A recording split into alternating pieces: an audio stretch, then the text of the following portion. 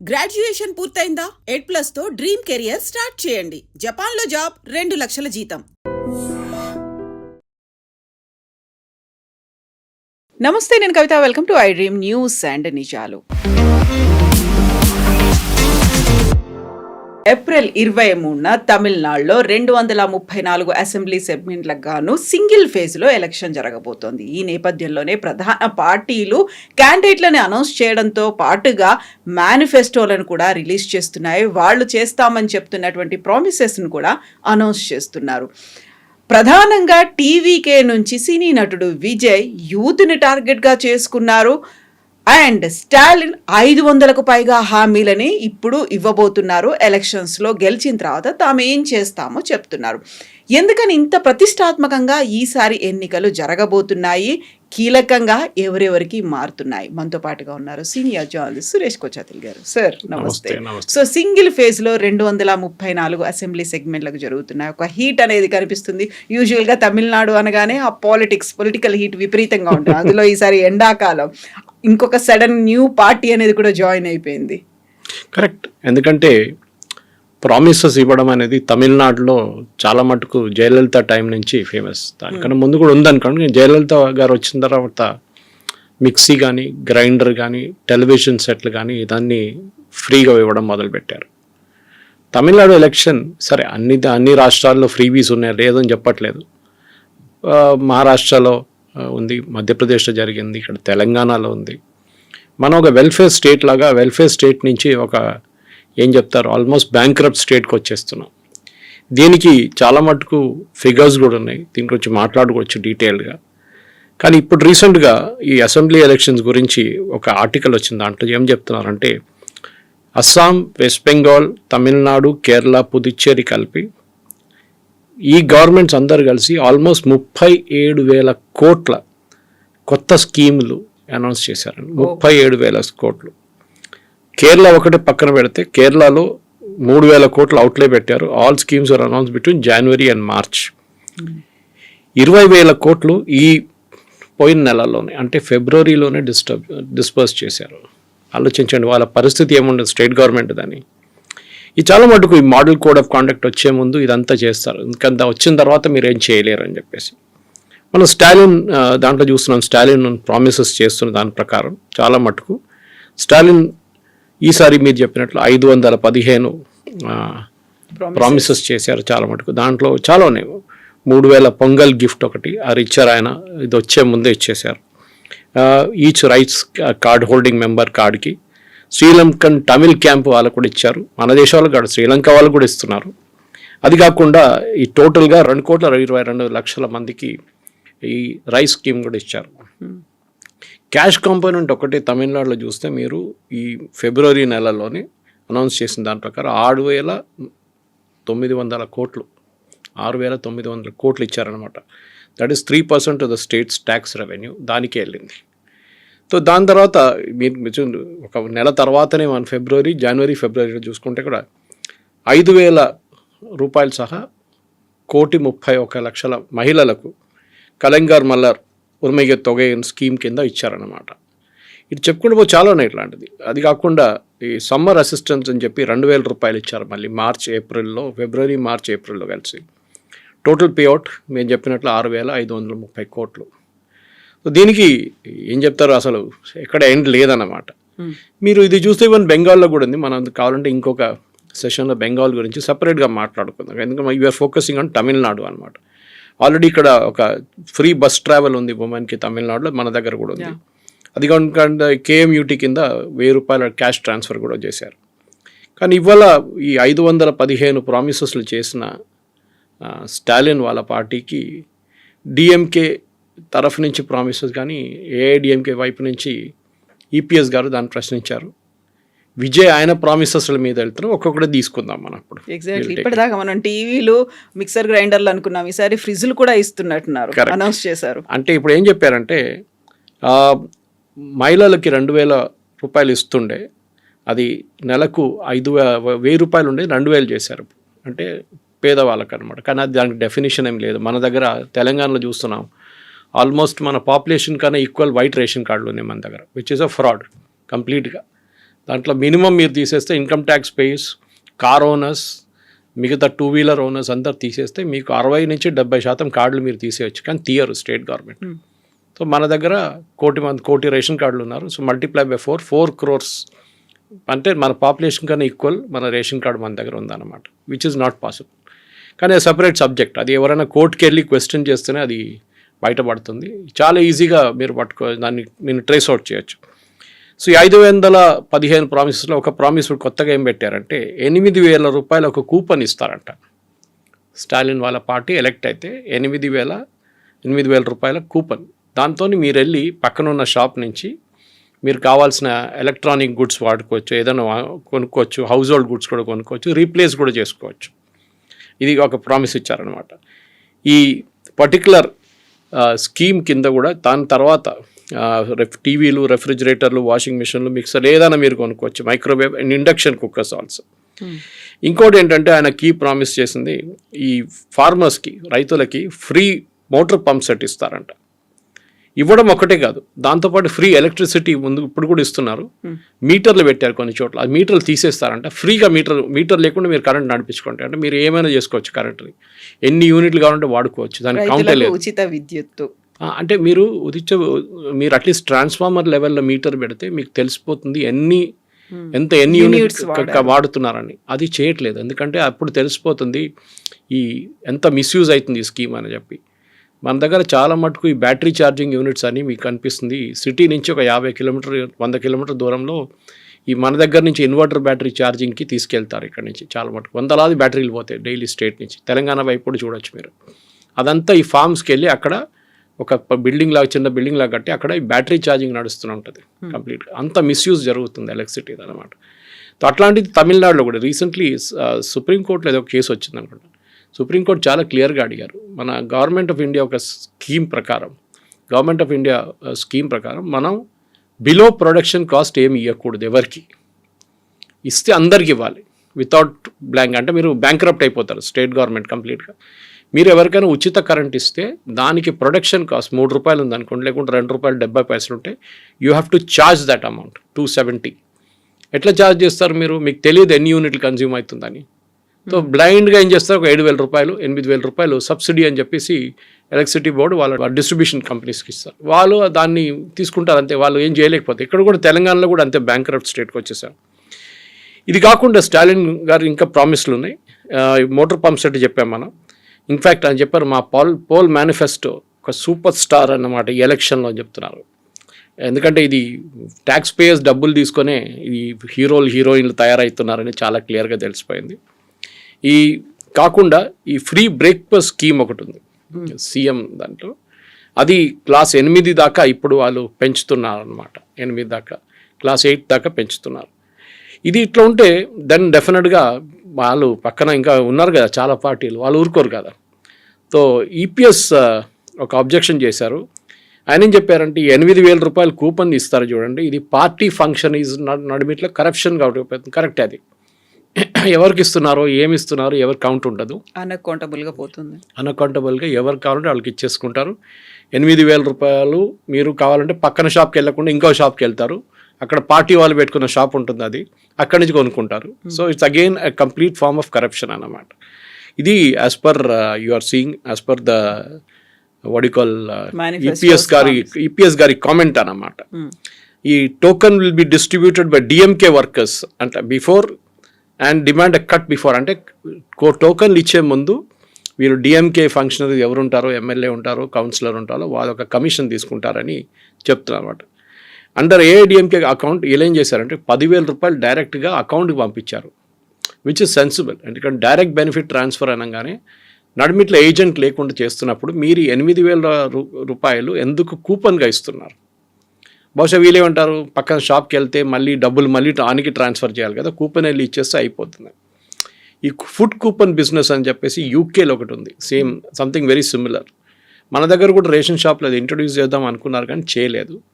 Basically మీకు coupons ఇస్తారు, మీకు రైస్ వెళ్ళి డైరెక్ట్గా మీరు కొనుక్కోలేరు, అంటే మీకు రేషన్ కార్డ్ ఏముండదు, మీరు కూపన్ తీసుకొని పక్కన ఏ షాప్కైనా వెళ్ళి మీరు కొనుక్కోవచ్చు. అంటే మన దగ్గర రేషన్ షాపులు పోతాయి అట్లా ఉన్నప్పుడు. సో మన దగ్గర కంటిన్యూ చేయడానికి రేషన్ షాప్ నుంచే తీసుకుంటున్నారు, వేర్ అక్కడ పెద్ద ఫ్రాడ్ నడుస్తుంది. చాలా మటుకు మన దగ్గర ఉన్న ఆల్మోస్ట్ క్లోజ్ టు 40-50% మన దగ్గర వస్తున్న బియ్యం బ్లాక్ మార్కెట్కి వెళ్ళిపోతుంది. ఎవరు తీసుకోవడానికి ఎవరు లేరు. చాలామంది తీసుకోరు ఆ రైస్ కూడా. ఆ బ్లాక్ మార్కెట్లో అమ్ముకుంటారు, లేకుంటే తీసుకున్న వాళ్ళు హాఫ్ ద రైస్ ఇచ్చేసి హాఫ్ డబ్బులు తీసుకుంటారు. ఇది నడుస్తుంది అన్నమాట. ఇది ఇట్లా ఉన్నప్పుడు కోర్స్ ఆయన చెప్తారు డిఎంకే వాళ్ళది కూడా ఉంటుంది ప్రామిసెస్. తో ఎంనారేగా గురించి మాట్లాడుతున్నారు వీళ్ళు డిఎంకే వాళ్ళు. బట్ ఇంట్రెస్టింగ్లీ మన విజయ్ గారి మేనిఫెస్టో చూస్తున్నాను, కవిత గారు. నేను ఆయన ఏం చెప్తున్నారంటే, నేను క్లాస్ 12 నుంచి పిహెచ్డి దాకా ఉన్న స్టూడెంట్స్కి అందరికీ కొలాటరల్ ఫ్రీ లోన్స్, అంటే 20 లక్షల దాకా లోన్స్ ఇస్తారంట. క్లాస్ 12 నుంచి పిహెచ్డి చేసేదాకా స్టూడెంట్స్కి మీ ఎడ్యుకేషన్ ఆగిపోకూడదు, మీకు 20 లక్షల కొలాటరల్ ఫ్రీ లోన్ ఇస్తారు. ఆ లోన్ రిటర్న్ కడతారో లేదా అనేది ఎక్కడ మాట లేదు. 90% ఆ లోన్ కట్టరు తిరుగా. అది నాన్ పర్ఫార్మింగ్ అసెట్ అయిపోతుంది.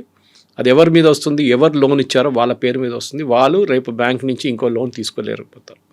రేపు వాళ్ళు ఒక ఉద్యోగం వచ్చిన తర్వాత ఒక ఇల్లు తీసుకోవాలన్నా, లేకుంటే బైక్ తీసుకోవాలన్నా, కార్ కొనాలంట, ఈఎంఐకి వాళ్ళకి లోన్లు ఇయ్యరు. This is the biggest blunder. ఎందుకంటే యంగ్ ఎడ్యుకేషన్, ఇది మనం యూఎస్లో కూడా చూస్తున్నాం. యూఎస్లో చాలా మటుకు ఎడ్యుకేషనల్ లోన్సే స్టూడెంట్స్కి పెద్ద ప్రాబ్లంగా మిగిలిపోతుంది. మన దగ్గర కూడా పెట్టారు లోన్లు, కానీ అట్లీస్ట్ కొలాటరల్ ఉంటుంది, దానికి కొంచెం కొలాటరల్ అని ఉంటుంది. ఎడ్యుకేషన్ బయటికి వెళ్ళండి చదువుకోవడానికి కూడా లోన్స్ ఇస్తున్నాం. కానీ ఏం జరుగుతుంటే మోస్ట్లీ ఇది నాన్ పర్ఫార్మింగ్ అసెట్గా లోన్ తిరిగా కట్టకుండా ఉండిపోతుంది అనమాట. సో ఆయన లాజిక్ ఏంటంటే, గ్రాడ్యుయేట్స్కి 29 సంవత్సరాలు చదువుకున్న తర్వాత కూడా ఒక ఉద్యోగం రాకపోతే వాళ్ళకి 4,000 రూపాయలు ప్రతి నెలకి ఇస్తారంట. అంటే if you reach 29 years old and మీకు ఇంకా ఉద్యోగం రాకపోతే, అన్ఎంప్లాయిడ్ యూత్కి ఆలోచించండి, ఏదైనా పని చేసుకోవచ్చు కదా. లేదు, నేను ఇంట్లో కూర్చుంటాను, నాకు 4,000 రూపాయలు కావాలని చెప్తున్నాను అనమాట. ఈ పరిస్థితిలో ఉన్నప్పుడు కవిత గారు చాలా మట్టుకు, దాని తర్వాత డిప్లొమా హోల్డర్స్కి 2,500 రూపాయలు ఇస్తారంట. అది కూడా చూడండి. సో అందరు ఇవ్వడమే ఉంటుంది. అది కాకుండా టీవీకే పార్టీ ఏం చెప్తున్నారంటే, 5 లక్షల జాబ్స్ క్రియేట్ చేస్తాం, ఉద్యోగం క్రియేట్ చేస్తాం. దేని కింద? CM public service friends post అని ఒక పదవి ఇస్తారంట. అంటే అది కరప్షన్ అగైన్, వాళ్ళ పార్టీ వాళ్ళకి ఇస్తారు. అది దాంట్లో ఏంటంటే, ఈ అర్బన్ అండ్ పంచాయత్ లోకల్ బాడీస్లో వీళ్ళు గవర్నమెంట్ సర్వీసెస్, అంటే మీకు ఏదైనా ఒక అప్లికేషన్ ఫిలప్ చేయాలన్నా మిగతా దానికన్నా చదువు లేని వాళ్ళకి హెల్ప్ చేస్తారంట. వీళ్ళు వెళ్ళి డోర్ స్టెప్ దగ్గర వెళ్ళి చేస్తారు. వాళ్ళకి ప్రతి నెల 15,000 రూపాయలు ఇస్తారంట, 18,000 రూపీస్. దానికి స్టేట్ ఎలక్షన్ కాదు, స్టేట్ సెలక్షన్ కమిటీ ఉంటుంది, అది అక్కడి నుంచి తీసుకోరు, పార్టీ వైపు నుంచి తీసుకుంటే దాని మొడాలిటీస్ ఏం మాట్లాడలేదు. సెలక్షన్ ఎట్లా చేస్తారు మీరు, డెఫినెట్గా దీన్ని కోర్టు ఆపేస్తారు. అఫ్కోర్స్ విజయ్ పవర్కి రారు, అది డిఫరెంట్ థింగ్. బట్ వచ్చినా కానీ ఇట్లాంటి, మనం వెస్ట్ బెంగాల్లో చూసాం, ఇట్లాంటి సెలక్షన్ చేసినప్పుడు టీచర్ సెలక్షన్లో సుప్రీంకోర్టు దాకా వెళ్ళింది ఆ కేసు, కొట్టుపడేశారు కంప్లీట్గా. It's corruption, straight away corruption అనమాట. అది కాకుండా విజయ్ వాళ్ళ పార్టీ ఏమంటున్నారంటే, Vijay himself said that Tamil Nadu recruitment and accountability transparency act తీసుకొస్తారంట గవర్నమెంట్ రిక్రూట్మెంట్ కోసం. దాని తర్వాత తమిళ్ ఎంప్లాయ్మెంట్ క్రెడిట్ సిస్టమ్ తీసుకొస్తారంట. ఇది కూడా హర్యానాలో ట్రై చేశారు, హర్యానా గవర్నమెంట్ కొట్టుపడేశారు అక్కడ court, that you cannot discriminate based on local thing. దీంట్లో ఏమంటున్నారంటే, కంపెనీస్ వాళ్ళ దాంట్లో 75% తమిళనాడు నుంచి ఎంప్లాయీస్ని పెట్టుకుంటే వాళ్ళకు ఒక ఎంప్లాయ్మెంట్ క్రెడిట్ సిస్టమ్ ఇస్తారంట, ఇన్సెంటివ్స్ కంపెనీస్కి. Local and non local issue వస్తుంది. అక్కడ కూడా కోర్టు విల్ స్టాప్ ఇట్. ఎందుకంటే ఇదంతా మీకు ఎవరు రారు మీ దగ్గరికి. మంచి కంపెనీలు కూడా ఎంప్లాయ్మెంట్ ఎందుకు తీసుకుంటారంటే, లోవర్ లెవెల్లో ప్రాబ్లం లేదు, సి అండ్ డి గ్రేడ్లో కవిత గారు ఇష్యూ లేదు. ప్రాబ్లం ఎక్కడ వస్తుందంటే, when you go to the senior level, management level, అది కాకుండా మిడ్ మేనేజ్మెంట్ లెవెల్కి వెళ్ళినప్పుడు బెస్ట్ టాలెంట్ చూస్తారు. ఫర్ ఎగ్జాంపుల్ తమిళనాడులో టాలెంట్ బాగానే ఉంది for mobile phone manufacturing companies. మనం కాంచీపురం వైపు వెళ్ళినప్పుడు శ్రీపెరంబదూర్ కానీ మిగతా ప్లేస్ చాలా మటుకు యాపిల్ వాళ్ళ ఫాక్స్కాన్ యూనిట్స్ ఉన్నాయి, చాలా యూనిట్స్, ఫోన్ మ్యానుఫ్యాక్చరింగ్ యూనిట్స్ ఉంది అక్కడ. అది కాకుండా దాని దగ్గరే కార్ మ్యానుఫ్యాక్చరింగ్ యూనిట్స్, ముందు ఫోర్డ్ వచ్చారు అక్కడ, తర్వాత హ్యుండాయ్ వచ్చారు, చాలా కార్ మ్యానుఫ్యాక్చరింగ్ కంపెనీస్ ఆ ఏరియాలో ఉన్నారు. Good talent, no problem, technical talent ఉంటే ఎవరైనా వస్తారు. కానీ మీరు ఇట్లాంటి లోకల్ అని పెట్టుకుంటే రేపు బయట వాళ్ళు కూడా రాకపోతే అక్కడ ఉన్న ఈకో సిస్టమ్ ఏమవుతుందంటే అక్కడే మిగిలిపోతుంది, అక్కడ ఉన్న ఎంప్లాయీసే పనిచేస్తారు. మన దగ్గర ఐఎస్బి స్టార్ట్ చేస్తున్నప్పుడు హైదరాబాద్లో ఇండియన్ స్కూల్ ఆఫ్ బిజినెస్, ఇప్పుడు కాదు, చంద్రబాబు నాయుడు గారు ఉన్న టైంలో, అప్పుడు 90 బాలాసాహెబ్ ఠాక్రే ఉన్నారు అప్పుడు ముంబైలో.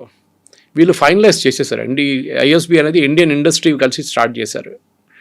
వాళ్ళేం చెప్పారంటే, మేము సెటప్ చేయబోతున్నాం, మాకు 400 ఏకర్ ల్యాండ్ కావాలంటే ముంబైలో చూపించారు, ల్యాండ్ తీసుకోండి అది ఇదని. కానీ బాలాసాహెబ్ థాకరే ఒక కండిషన్ పెట్టారు, దాంట్లో 50% మందికైనా మినిమం అడ్మిషన్ మహారాష్ట్రియన్స్కి ఇవ్వాలని చెప్పి. ఇమ్మీడియట్లీ ఇండస్ట్రీ బ్యాక్అవుట్ చేసేసారు దాని నుంచి. అదే రోజు next day morning Chandrababu Naidu గారు వాళ్ళందరినీ ఇక్కడ పిలిపించి మన ఇప్పుడున్న మైక్రోసాఫ్ట్ క్యాంపస్ పక్కన ఒక ల్యాండ్ ఉండే 400 ఏకర్ చూపించారు, ఈ ల్యాండ్ కావాలంటే తీసుకోండి, మేము ఏం కండిషన్ పెట్టట్లేదు, మీరు ఎక్కడైనా మీరు రిక్రూట్ చేసుకోండి, మీ స్టూడెంట్స్ని ఎక్కడి నుంచి తీసుకోండి, మాకు ప్రాబ్లం లేదు. అట్లనే ఐఎస్బి హైదరాబాద్కి వచ్చింది. ఇది మీరు ఈ పాలసీస్ మార్చుకుంటూ పోతే ఇట్లా లోకల్ నాన్ లోకల్ పెట్టుకుంటే చాలా ప్రాబ్లం అయిపోతుంది, కంపెనీస్ ఇక్కడికి రారు. Anyway Vijay has this point. అది కాకుండా ఆయన 1.5 lakh క్రియేటర్ ప్రెన్యూస్ అని పెడుతున్నారు, అంటే డిజిటల్ కంటెంట్ క్రియేట్ చేసిన వాళ్ళు. దేని గురించి? తమిళనాడు కల్చర్ గురించి మన డిజిటల్ క్రియేట్ చేస్తున్న వాళ్ళు, ప్రోడక్ట్స్ క్రియేట్ చేస్తున్న వాళ్ళకి ఫండింగ్ ఇస్తారంట. 1.5 lakh క్రియేటర్ ఎంటర్ప్రెనర్స్. చూద్దాం దానికి ఎంత అవుతుందని. దానికోసం ఆయన 25 లక్షల కొలాటరల్ ఫ్రీ లోన్ ఇస్తారంట ప్రతి మనిషికి, ప్రతి ఇండివిజువల్కి. ఇక్కడ మీరు 1.5 lakh ఇంటూ 25 lakhs మీరు మల్టిప్లై చేస్తే మీకు నెంబర్ వచ్చేస్తుంది. డెఫినెట్గా అది కాకుండా బ్యాంకరప్ట్ స్టేట్ అయిపోతారు. విజయ్ ఏమన్నారంటే welfare for farmers, fishermen, teachers, weavers అందరికీ ఇస్తున్నారు స్కీములు. మీరు ఎప్పుడైనా చూస్తుంటారు దీనికి అన్నిట్లో మిడిల్ క్లాస్కి ఏముండదు. ఎప్పుడు మిడిల్ క్లాస్ అక్కడ లేరు, ఇక్కడ డబ్బులు ఉన్నోడు rich, they have no issues. Middle క్లాస్కి ఈ ప్రాబ్లం అంతా వస్తుంది. And we're the tax payers, మనం ట్యాక్స్ కడుతున్నాం, ఫ్రీబీస్ ఏమో మన దగ్గర తీసుకెళ్ళి మిగతా వాళ్ళకి ఇస్తున్నారు. ఇదే ప్రశ్నించాలి మనం. ఫర్ ఎగ్జాంపుల్ మిడిల్ క్లాస్ లెవెల్లో ఉన్న పిల్లలకి చూడండి, వాళ్ళకి బెనిఫిట్ ఇయ్యారు, ఎందుకంటే వీఆర్ బిలో, మీ నాన్నగారు అమ్మగారు ఇంత శాలరీ ఉంది వాళ్ళకి, దానికోసం మీకు you will not be given anything free అని చెప్తారు. ఇది మేజర్ ప్రాబ్లం మనకి, ఇది ప్రశ్నించాలి మనం. ఇది ఎట్లయిపోయిందంటే హైదరాబాద్ కలెక్ట్ చేసిన ట్యాక్స్ తీసుకెళ్ళి సిద్దిపేటలో ఖర్చు పెడుతున్నట్లు ఉంటుంది. మనం దీనికన్నా ముందు కూడా అడిగాం కేటీఆర్ గారు ఉన్నప్పుడు. సో దీన్ని ఎక్కడైనా ఒక ప్లేస్లో చోట్లేదు ఆపాల్సిన టైం వచ్చింది కవిత గారు, ఎందుకంటే ఈ ఫ్రీబీస్ ఇట్లా ఇచ్చుకుంటూ పోతే దీనికి ఒక లిమిట్ ఉండదు.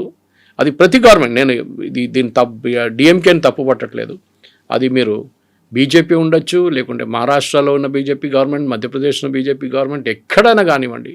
వెస్ట్ బెంగాల్లో మమతా బెనర్జీ అయితే ప్రామిస్ల మీద ప్రామిస్ చేస్తుంది ఆమె. అట్లాంటి పరిస్థితుల్లో గవర్నమెంట్స్ ఇవాళ లేకుంటే రేపు కంప్లీట్గా బ్యాంకరప్ట్ అయిపోతారు. సో ఇప్పుడు విజయ్ ఎందుకని అంత యూత్ మీద ఫోకస్ పెట్టాడు అనేది ప్రధానంగా. ఆల్రెడీ సీట్లను కూడా అనౌన్స్ చేశాడు, తను 2 చోట్ల నుంచి పోటీ చేస్తున్నాడు అనేది. దాంతో పాటుగా తనకున్నటువంటి వ్యక్తిగత డ్రైవర్ వాళ్ళ అబ్బాయికి కూడా ఒక సీట్ని అనౌన్స్ చేసేసాడు, ఆయన కూడా టికెట్ ఇస్తున్నానని చెప్పి పెట్టాడు ఆయన. యూత్ అనేది ఇప్పుడు మెయిన్లీ మనకు తెలిసింది కవిత గారు, 65% మన దగ్గర population below the age of 35. ఇంకోటి అంటే అన్ఎంప్లాయ్మెంట్ మన దగ్గర చాలా పెద్ద ఇష్యూ. ఇప్పుడు చూసారు చూడండి మీరు, అన్ఎంప్లాయ్మెంట్ మీరు ఇంట్లో కూర్చుంటే కూడా మీకు డబ్బులు ఇస్తా అంటున్నారు, ఎవరు పని చేస్తారు? మన సుప్రీంకోర్టు ఇది క్వశ్చన్ అడిగారు, you are making people lazy, మీరు పని చేయకుండానే మీకు డబ్బులు ఇస్తాం, పని చేసి డబ్బులు చేస్తే ప్రాబ్లం లేదు మన్రేగా లాంటి ప్రోగ్రామ్స్లో. అది కాకుండా మీరు ఈ ఇంట్లో కూర్చోండి మీకు డబ్బులు ఇస్తా అంటే దట్ ఈస్ అబ్సల్యూట్లీ ఇల్లాజికల్. ఏదైనా ఒక పని చేపియాలి. ఇప్పుడు కూడా నేను చెప్తున్నాను, నేను చాలా మంది చెప్తున్నాను, మనకు కావాల్సింది ఐఐటీలు కాదని. ఐఐటీలు చాలా అయిపోయినాయి ఇప్పుడు, క్వాలిటీ కూడా కొంచెం పడిపోయింది ఐఐటీలు. ఎందుకంటే ఇన్ని ఐఐటీలు ఓపెన్ చేసిన తర్వాత ఫ్యాకల్టీ లేదు, వాళ్ళకి టెక్నికల్ అసిస్టెన్స్ లేరు, చాలామంది ప్రాబ్లమ్స్ అట్లాంటివి. ఈ పరిస్థితుల్లో మనకు కావాల్సింది ఏంటంటే ఎంప్లాయ్మెంట్ జనరేషన్ స్కీమ్స్. అదేంటంటే మన దగ్గర ఇప్పుడు కూడా మీరు చూడండి, ఎప్పుడు నేను చాలాసార్లు చెప్పాను, మీ దగ్గర కూడా బహుశా చెప్పుంటాను, కార్పెంటర్లు దొరకరు, ఎలక్ట్రీషియన్ దొరకరు, ప్లంబర్లు దొరకరు, ఎయిర్ కండిషనింగ్ మెకానిక్స్, ఎవరు చూడండి ఇట్లాంటి ఆటోమొబైల్ వీళ్ళు మీకు దొరకరు. ఎస్పెషలీ ఈ carpenter, plumber, electrician major problem. వాళ్ళు అసలు అదేమని అంటే వాళ్ళు ఫుల్ బిజీ ఉంటారు, వాళ్ళు పిలిస్తే మీరు చూడండి.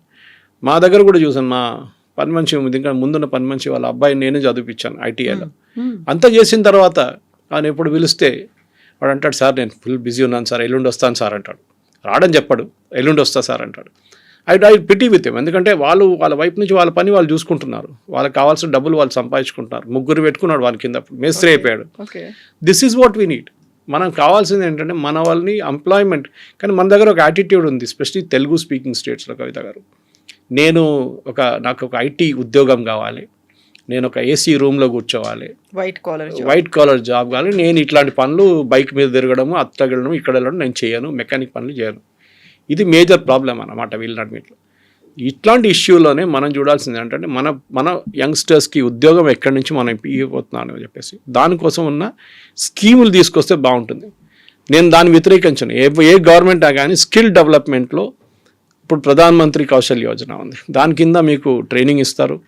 ట్రైనింగ్ ఇచ్చిన అది కూడా ఫ్రీ ట్రైనింగ్ ఇస్తారు. 6 నెలల నుంచి 12 నెలల దాకా ఏదైనా ఒక పర్టికులర్ ట్రేడ్ నేర్చుకుంటారు. దాని తర్వాత మీకు ఉద్యోగం రాకపోతే స్టైఫండ్ ఇస్తారు. దాన్ని ఉన్నప్పుడు కూడా మన వాళ్ళు దానికి వెళ్ళరు. ఎందుకంటే అక్కడ అన్ని ట్రేడ్ జాబ్స్ ఉంటుంది. ట్రేడ్ జాబ్స్ మాకు వద్దు. ఈ యాటిట్యూడ్ మార్చాల్సింది. ఇప్పుడు నేను వచ్చేది కేరళ నుంచి, మీకు తెలుసు. అక్కడ nursing is a big profession. అక్కడున్న నర్సెస్ లోకంలో మీరు ఎక్కడైనా వెళ్ళండి, అక్కడ ఉంటారు వాళ్ళు, నర్సెస్ ఉంటారు. ఎందుకు? They don't mind doing that job. కొంతమందికి నర్సింగ్ అనగానే నేను చేయనులే నర్సింగ్ జాబ్ అంటారు వాళ్ళు. ఒకటి టైమింగ్స్ గురించి ఉంటుంది, ఒకటి పేషెంట్స్తో డీల్ చేసేటప్పుడు illness, even elderly care. For example Kavitha గారు పెద్ద బిజినెస్ అది. ఇజ్రాయెల్లో మ్యాక్సిమం ఎల్డర్లీ కేర్ హెల్ప్ చేస్తున్న అసిస్టెంట్స్ కేరళ నుంచి. ఆలోచించండి, అది పెద్ద ఒక బిజినెస్. జపాన్లో కూడా ఎల్డర్లీ కేర్ చాలా పెద్ద బిజినెస్ అయిపోయింది ఇప్పుడు. కానీ మన దగ్గర అది ఉద్యోగం కాదు.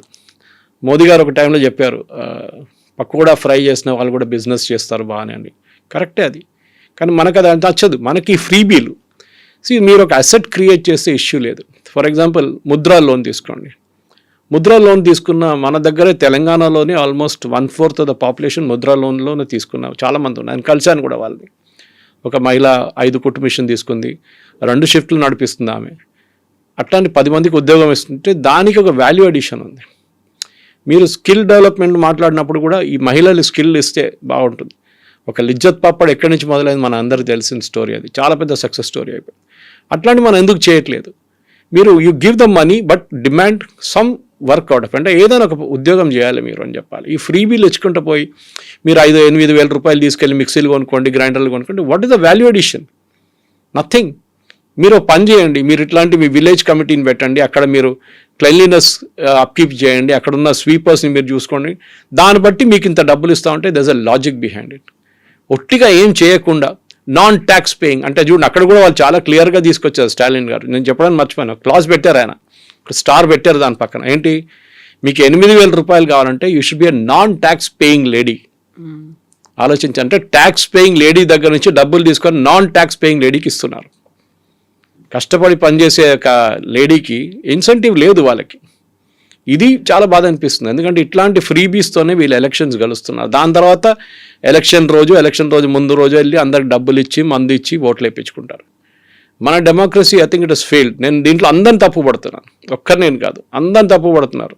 Right from top to bottom A party అయినా ఇట్లాంటి ఫ్రీబీస్ ఇచ్చుకుంటూ పోతే దెన్ గవర్నమెంట్ అంటే మన కంట్రీ ఇంకొక 10-15 సంవత్సరాల తర్వాత కూడా ఎక్కడున్నా అక్కడే ఉంటాం మనం. ఇప్పుడు అలయన్స్కి సంబంధించి కూడా ఒక పెద్ద డిస్కషన్ అనేది అవుతుంది. అందులోనూ విజయ్ ఎలాంటి రోల్ ప్లే చేయబోతున్నారు? అంతకు ముందు మనం సినిమా నటులు ప్రారంభించినటువంటి పార్టీల గురించి చూస్తే మనకి ఎంజేఆర్, జయలలిత, కరుణానిధి, వాళ్ళ తర్వాత మళ్ళీ అలాంటి రేంజ్లో ఉన్న వాళ్ళు కనిపించలేదు.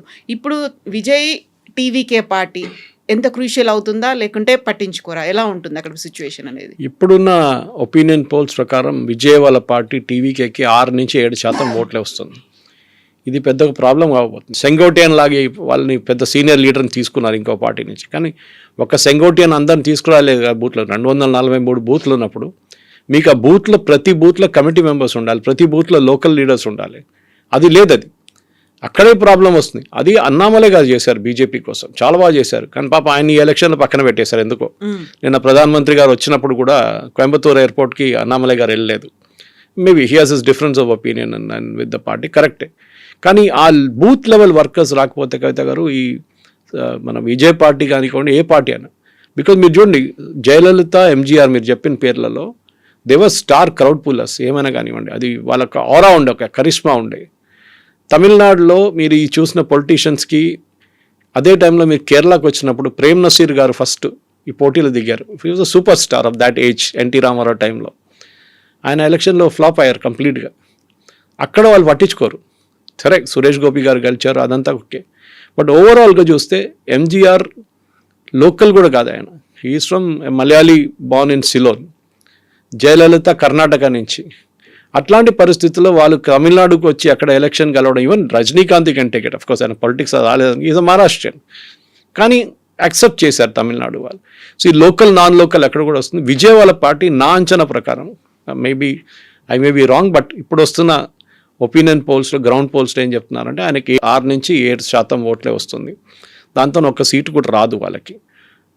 ఈయన గెలుస్తాడంటే అది పాసిబ్లీ పెరంబూర్ నుంచి పోటీ చేస్తున్నారు ఒక సీటు. తిరుచి అది పెరంబూర్ నుంచి గెలవచ్చు కావాలంటే, because Perambur is more of an urban seat. బహుశా కొంచెం ఆయనకు పుల్ ఉంటుంది అక్కడ, కానీ డౌట్ఫుల్. ఆయనకి నేను అనుకుంటాను 2-4 సీట్లు కూడా వాళ్ళ పార్టీకి రాదు. ఆ తర్వాత national parties role BJP election flop అవుతుంది, దాంట్లో డౌట్ లేదు. అది ఒకటి. వాళ్ళ టికెట్ డిస్ట్రిబ్యూషన్ చూడండి, నిన్న కూడా ఎయిర్పోర్ట్లో, కోయంబత్తూర్ ఎయిర్పోర్ట్లో పెద్ద ఒక ప్రొటెస్ట్ ఉండే. Palani seat which is a very strong, అంటే ఈవెన్ అన్నామలై గారు చెప్పారు అది. చాలా సీట్లో బీజేపీ లాస్ట్ టైం 2వ స్థానాలు వచ్చారు, 57 స్థానాలు అనుకుంటా, 57 కాన్స్టిట్యున్సీస్లో 2nd పొజిషన్లో వచ్చారు బీజేపీ. కానీ వాళ్ళకి ఈసారి ఇచ్చింది వాళ్ళకి 27 సీట్లే. అంటే మీరు 2nd పొజిషన్లో వచ్చిన ఏఐడిఎంకే కూడా 2nd పొజిషన్లో రాలేదు, బీజేపీ వచ్చారు. లాస్ట్ టైం వాళ్ళు సపరేట్గా పోటీ చేశారు. అట్లాంటి టైంలో ఆ 2వ స్థానంలో వచ్చిన ప్లేస్ అయినా బీజేపీకి ఇవ్వాలి ఉండే కదా. 27 కాకపోతే అట్లీస్ట్ ఒక 35. అది కూడా కాదు, ఆ 2nd వచ్చిన కాన్స్టిట్యున్సీలో చాలా కాన్స్టిట్యున్సీలో బీజేపీకి టికెట్ ఇవ్వలేదు. వాళ్ళు సీటు ఏఐడిఎంకే తీసుకున్నారు అక్కడ. దాని మీద చాలా పెద్ద ప్రొటెస్ట్ నడుస్తుంది ఇప్పుడు. ఇట్లాంటి పరిస్థితుల్లో ఇంకోటి అన్నామలై గారిని పక్కన పెట్టారు. Any day Annamalai is a super star for BJP తమిళనాడులో. ఆయన పక్కన పెట్టి పార్టీ లీడర్షిప్ చేసిన చాలా పెద్ద తప్పు. ఎందుకంటే బీజేపీకి తెలుసు ఆన్ దేర్ ఓన్ వాళ్ళు తమిళనాడులో గెలవలేరు.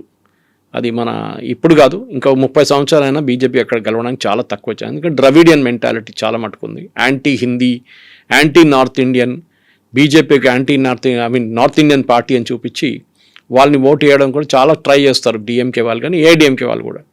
అట్లాంటి పరిస్థితుల్లో బీజేపీని బిల్డప్ చేసుకురాను. చూడండి కేరళలో చూడండి, కేరళలో బీజేపీ ఒక టైంలో 4% ఓట్లు ఉండే, దాని నుంచి 8కి వచ్చారు, 8 నుంచి 12 అయ్యారు, 12 నుంచి 16కి వచ్చారు. ఇంక్రీజ్ అవుతూనే వస్తుంది. కానీ కేరళ పాపులేషన్ 43% హిందువులు ఉన్నారు. చాలా డిఫికల్ట్ అక్కడ ఎక్స్పాండ్ చేయడం. కానీ తమిళనాడులో ప్రాబ్లం లేదు. కానీ తమిళనాడులో ఉన్న ప్రాబ్లం ఈ ద్రవిడియన్ మెంటాలిటీ. ఓకే, ఈ ద్రవిడియన్ మెంటాలిటీతో బీజేపీ మ్యాచ్ కారు. సో బీజేపీకి అక్కడ ఉన్న ప్రాస్పెక్ట్స్ ఈసారి కూడా చాలా తక్కువ ఉంటుంది. నేను అనుకుంటాను పోయినసారి కన్నా తక్కువ సీట్లు ఈసారి బీజేపీకి రావచ్చు. బికాస్ మెయిన్ రీజన్ అన్నామలై లాంటి క్రౌడ్ పుల్లర్ని మీరు పార్టీ పక్కన పెట్టారు. ఎవరో తెలియని ఒక లీడర్ని తీసుకొచ్చి పార్టీ లీడర్ చేయించారు. I think that was the biggest mistake BJP has done. ఏఐడిఎంకేకి ఇంత లీవ్ ఇవ్వకుండా కొంచెం స్ట్రిక్ట్గా నిలబడితే బహుశా అమిత్ షా గారు బీజేపీ కొన్ని ఎక్కువ సీట్లు తీసుకొని లాస్ట్ టైం 2nd పొజిషన్ వచ్చే సీట్ కాంటెస్ట్ చేస్తే బీజేపీకి ఒక 25-30 సీట్లు వస్తుంది. కానీ ఈసారి అది కూడా డౌట్ఫుల్. కాంగ్రెస్కి అంతే కదా, 28 సీట్లు వాళ్ళు పోటీ చేస్తే దాంట్లో 22-23 గెలుస్తారు వాళ్ళు. ఎప్పుడు బికాజ్ డిఎంకే సీట్లు అదన్నీ వాళ్ళకి. కాంగ్రెస్ ఆన్ దేర్ ఓన్ ఇప్పుడు అక్కడ కూడా ప్రొటెస్ట్ చూస్తున్నారు మీరు. చిదంబరం కానీ వాళ్ళ కొడుకు వీళ్ళందరూ they are all not happy with it. వాళ్ళకి కావాల్సిన పార్టీ సపోర్టర్స్కి టికెట్ ఇవ్వలేదు, 27 సీట్లు ఏంటని. కానీ స్టాలిన్ చాలా క్లియర్గా చెప్పారు ఈసారి వాళ్ళ అలయన్స్లో, అంటే వాళ్ళ సెక్యులర్ అలయన్స్లో చాలా మటుకు కొత్త పార్టీలు చేరిపోయారు. ఈవెన్ ఎండిఎంకే ఉన్నా, వీళ్ళ కెప్టెన్ విజయకాంత్ వాళ్ళ పార్టీ కూడా వచ్చారు. సో వాళ్ళకి సీట్లు ఇవ్వాలి మేము. సో మేము ఇంతమందికి సీట్లు ఇవ్వలేము. సిపిఐ కూడా క్రియేట్ చేశారు ఇష్యూ. సిపిఎం కూడా మాకు 15 సీట్లు కావాలి అది అని చెప్తే 5 ఇస్తాను తీసుకోలేకుండా వద్దని చెప్పేశారు. స్టాలిన్ క్లియర్గా చెప్పారు it's a choice is yours అని. సో వాళ్ళు 5 సీట్లు తీసుకొని they have kept quiet, problem లేదు. లేకుంటే వాళ్ళకి ఒక్క సీటు కూడా రాదు. ఒంటరిగా పోటీ చేస్తే సిపిఐ ఒక్క సీటు కూడా రాదు. సో కాంగ్రెస్కి ఈసారి కూడా ఒక 21-22 సీట్లు రావచ్చు అక్కడ. That too because of DMK, not because of Congress.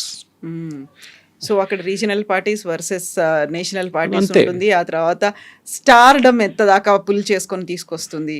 అది ఒకటి. స్టార్డమ్ అనేది విజయ్ది అంత పెద్ద స్టార్డమ్ లేదండి. You can't compare Vijay to, మీరు విజయ్ని జయలలిత గారితోనో లేకుంటే ఎంజీఆర్ గారితోనో కంపేర్ చేయలేరు మీరు. వాళ్ళకి డిఫరెంట్ లీగ్లో ఉన్నారు వాళ్ళు. వాళ్ళ ఆరో కూడా వాళ్ళు చాలా సంవత్సరాల తర్వాత కష్టపడి పనిచేసిన తర్వాతే వాళ్ళు పైకి వచ్చారు. అండ్ ఎంజీఆర్ గారు ఉన్నప్పుడే జయలలితని ఒక పార్టీ నెంబర్ 2గా డెవలప్ చేసుకుంటూ వచ్చారు. సో కంటిన్యూషన్ ఈజీగా ఉండే. కానీ ఆ ప్రాబ్లం ఎక్కడ వచ్చింది, జయలలిత దాని తర్వాత ఎవరిని ట్రస్ట్ చేయలేదు. ఆమె కూడా ముఖ్యమంత్రి పదవి నుంచి రాజీనామా చేయాల్సి వచ్చినప్పుడు, పక్కన జరగాల్సి వచ్చినప్పుడు ఓపీఎస్ గారిని తీసుకొచ్చారు, పన్నీర్సెల్వం గారిని. కానీ ఇప్పుడు పన్నీర్సెల్వం గారు డిఎంకేలో ఉన్నారు. That's a tragedy of it. So ఏడిఎంకేలోనే చాలా మటుకు ప్రాబ్లమ్స్ ఉన్నాయి. అది ఏడిఎంకేనే వీక్ చేసేస్తుంది, దాన్ని బట్టి బీజేపీని కూడా కిందకు గుంజేస్తుంది. అది విజయ్ వైపు నుంచి విజయ్ ఉన్న ఓట్లు, విజయ్ ఒక్కటే క్రూషియల్ ఫ్యాక్టర్ కవిత గారు. ఎవరు ఓటు తీసుకెళ్ళిపోతారు, ఈ 6-8% చెప్పాను చూడండి ఓట్లు, ఎవరి ఓట్స్ అది స్ప్లిట్ అవుతుంది, అది డిఎంకే ఓట్స్. అది ఒక్కటే హోప్ ఉంది ఏఐడిఎంకేకి. దట్ విజయ్ ఎన్ని ఓట్లు ఎక్స్ట్రా తీసుకెళ్ళిపోతారో అంత డిఎంకే అంత వీక్ అవుతుందని. Yeah. అది బీజేపీ కానీ ఏం చెప్తారు ఏఐడిఎంకే వాళ్ళకున్న ఒకటే హోప్ అది. అక్కడి నుంచి వాళ్ళకి ఏదైనా బెనిఫిట్ వస్తే వస్తుంది, లేకుంటే ఈ అలయన్స్కి డిఎంకే బీజేపీకి అలయన్స్ అంత ప్రాస్పెక్ట్స్ తమిళనాడులో లేదండి. సో హార్డ్లీ ఒక 23 days మాత్రమే ఉంది కాబట్టి ఒక క్రూషియల్ టైం, ఒక hot politics I think DMK will pull through. నా అంచనా ప్రకారం డిఎంకే విల్ పుల్ త్రూ. ఎందుకంటే ఏంకే లేదు అక్కడ ప్రతిసారి తమిళనాడు కైండ్ ఆఫ్ అంటే డిఎంకే ఏఐడిఎంకే ఇలా ఆల్టర్నేట్ గా వస్తుంటాయి. బట్ ఈసారి అలాంటి సిచువేషన్ దీనికన్నా ముందు కూడా జరగలేదు, 2 సార్లు వాళ్ళే గెలిచారు.